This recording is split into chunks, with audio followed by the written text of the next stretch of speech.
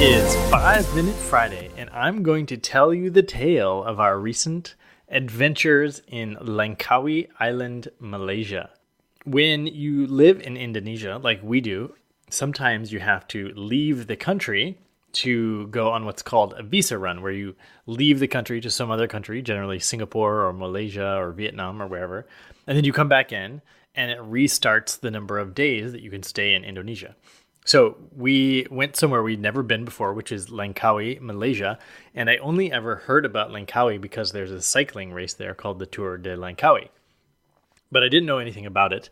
It's a very cool island. There's actually hundreds of other islands that make up the Langkawi group, but it's off the northwest coast of Malaysia, right across from the bottom part of Thailand, in the straits of Malacca. And there's a couple of UNESCO geoparks on the island, sort of jungly mountain rainforests that are very pristine.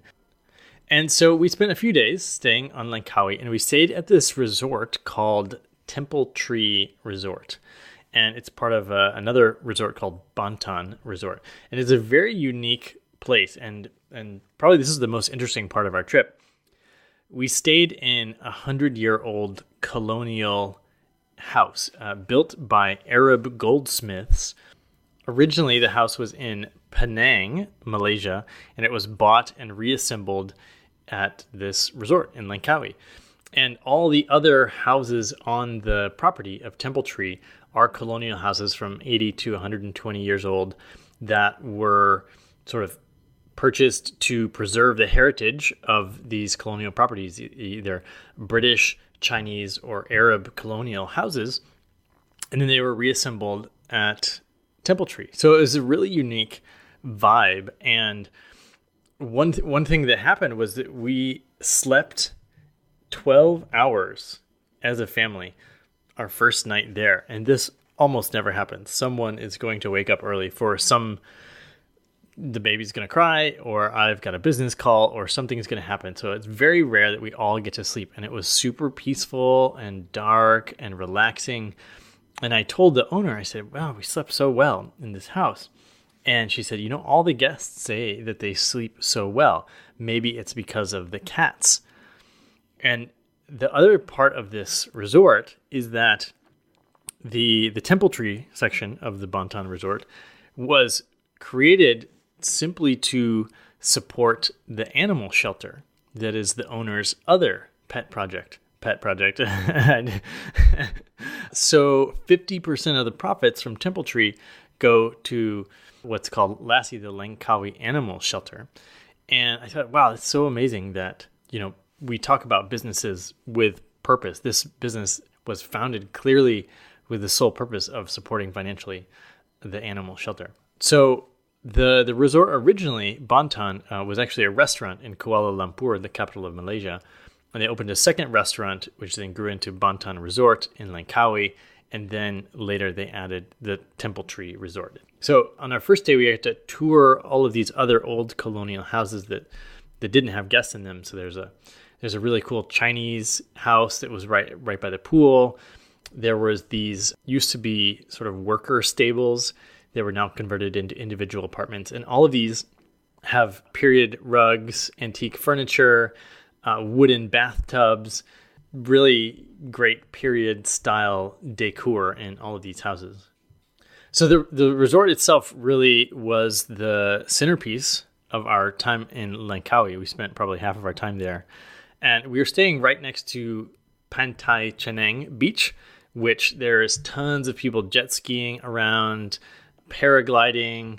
There's even a sort of motorized paragliding where you're on a little bike with a big fan behind it and you can zoom around. I didn't do this, but people were flying over the beach. Just a ton of people playing in the sand, running on the beach, doing volleyball. It's a very touristy beach with a lot of restaurants and hotels on it. Really nice beach, and with a lot of cool islands similar to Halong Bay, just off of the coast there, and similar in the fact that they are karst topography, limestone islands. So there's this lumpy sort of dragons in the water type of shape. So we spent a couple sunsets hanging out and playing on the beach. And on our third day, we rented a car and drove around the island. In particular, we knew we weren't going to get up to the Sky Bridge, which is like this famous thing that you can go walk. It's a bridge suspended above the mountains in Langkawi, but it was closed for repair, so we couldn't go up there. So we drove to the top of another mountain, Gunung Raya, in the hopes to climb up the observation tower there, which was also closed for repairs.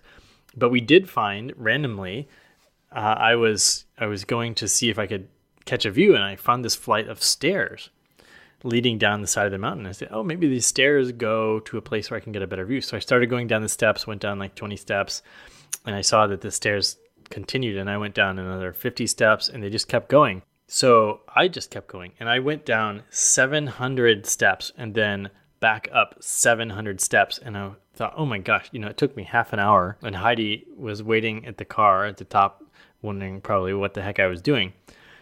There was actually 4,200 steps, 4,200 steps, covering 4,000 feet of elevation gain that were built about a decade ago. And so you could theoretically walk these thousands and thousands of steps from the bottom of this mountain, Gunung Raya, all the way to the top. And the whole mountain itself is a UNESCO geoforest park. And there's several of these designations on the island of Langkawi and the islands just off the coast of Langkawi as well. Another thing we saw when we drove around the island was the Durian Paranjin waterfall, which is really nice. You can sort of hike up to this waterfall. It's super crystal clear. I'm sure you could drink straight from the stream. Nice pool in the jungle on a hot day. It's perfect. And finally, as we drove around, we were going to go to the wildlife park, but we had a sleeping baby. So instead, I toured the Langkawi Lucky Temple, which is this weird sort of mix between a Buddhist Wat and a Hindu temple. And it's sort of, the grounds are sort of split between these two different religious, cultural temples. It's very, very cool. I mean, giant gold Buddha, probably 100-foot tall gold Buddha, and gold stupas.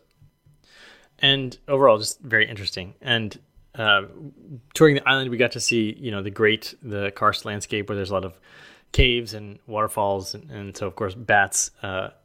What we didn't get to see is the mangrove forests or any of the scuba diving. The mangroves have these rivers and channels that sort of weave through them, and of course, mangrove is the coolest tree ever because it has multiple different ecosystems within the tree. It's got the underwater ecosystem in the roots.